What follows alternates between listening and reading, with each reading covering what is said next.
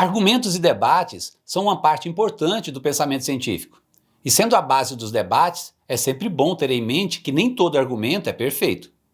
Alguns podem ser simplesmente falhos, falsos ou enganosos, embutidos com erro de raciocínio e retórica. Esses argumentos errados são muito comuns. Eles são as chamadas falácias lógicas. Um pensador crítico nunca aceita uma falácia lógica como argumento. Mas mais importante do que isso, eles nunca argumentam usando uma falácia. Esteja atento.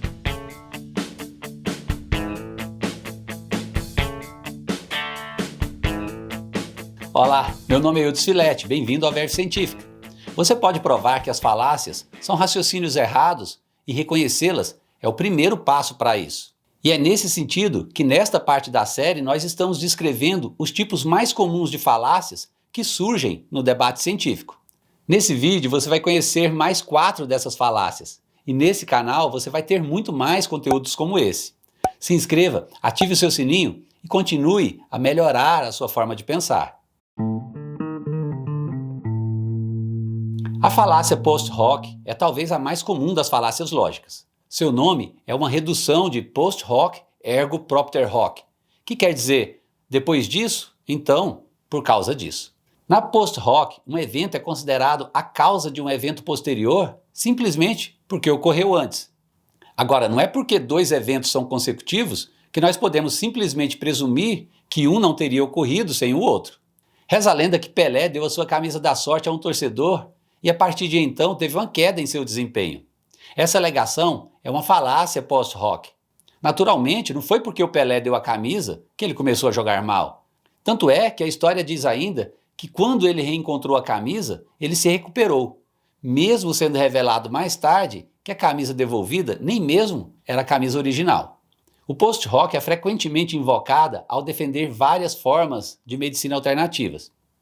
Eu estava gripado, daí eu tomei o remédio homeopático e melhorei. Então, a homeopatia me fez melhorar. Isso é uma falácia lógica, porque é bem possível se recuperar de uma gripe sem tratamento algum. Durante o início dos anos 2000, a busca por uma causa para o autismo levou às vacinas, embora nenhuma ligação científica tenha sido encontrada entre a administração de vacinas e o início do autismo. A época na qual as crianças são vacinadas coincide com a época na qual o autismo é diagnosticado. Essa relação levou os pais entristecidos a atribuir a culpa às imunizações simplesmente por falta de uma explicação melhor, e todos caindo na falácia post hoc. Uma falácia comum em ciência é o raciocínio ad hoc. O cara que propõe esta falácia adiciona uma ou mais hipóteses estranhas a uma teoria, para tentar evitar que ela seja falseada. Essas hipóteses adicionais, com a finalidade clara de evitar o falseamento, são as hipóteses ad hoc. Elas compensam alguma anomalia que não pode ser prevista pela teoria em sua forma original. Um bom exemplo dessa falácia é a rejeição ad hoc de resultados de testes negativos. A parapsicologia nunca foi demonstrada em condições de testes adequadas. Então, os fenômenos paranormais não deveriam ser aceitos como genuínos.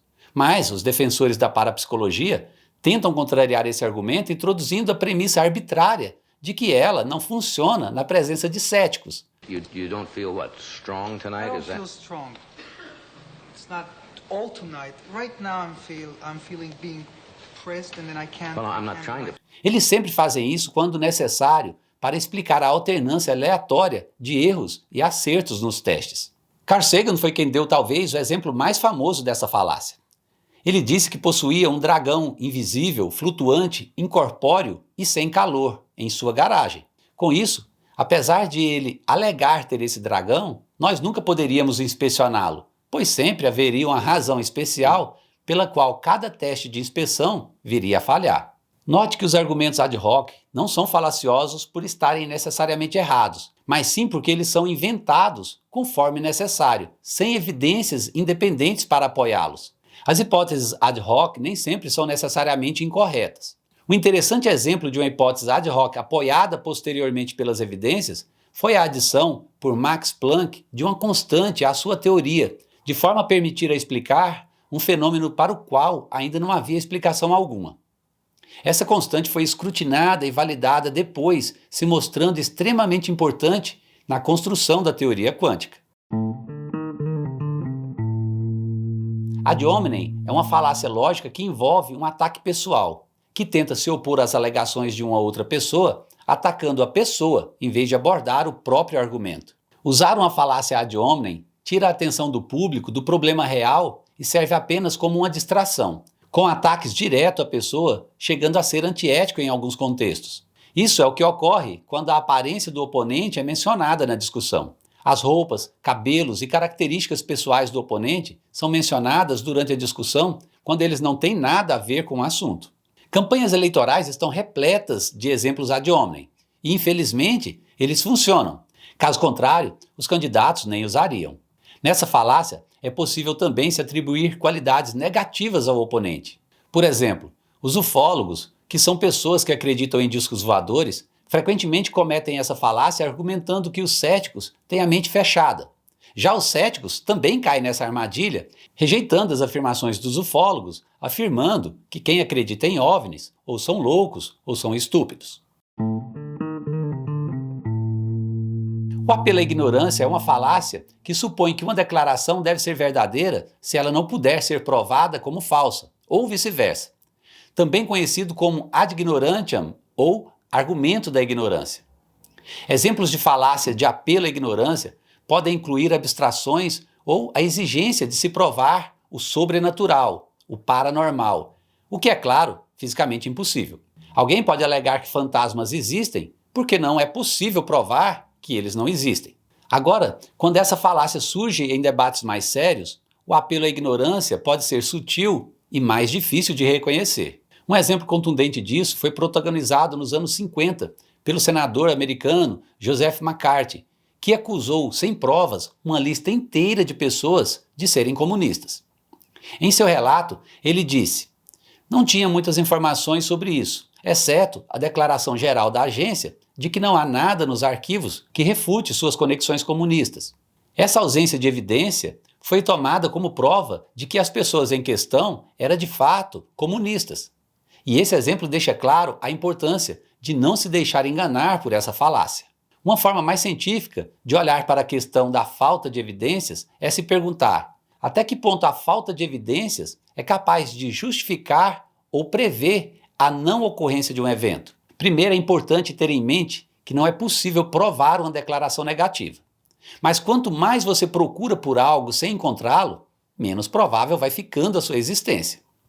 Os cientistas ainda não encontraram vida alienígena, mas saiba que somente uma minúscula porção do universo foi vasculhada. Há muito espaço ainda para procurar. Agora, o Lago Ness foi vasculhado por décadas sem nenhum sinal do monstro do lago. Nesse caso, é bem sensato supor que esse monstro não exista mesmo. Costuma-se argumentar que nós não entendemos como o cérebro cria o fenômeno da consciência. Então, as causas materiais da consciência são desconhecidas, o que mostra que a consciência é algo de natureza espiritual. O que ocorre aqui é a suposição de que o que ainda não pode ser explicado é de fato algo inexplicável. Ora, mas o fato de não termos ainda atualmente uma explicação adequada para um fenômeno não significa que ele seja para sempre inexplicável. Não significa que o fenômeno venha desafiar as leis da natureza ou que venha a exigir uma explicação paranormal.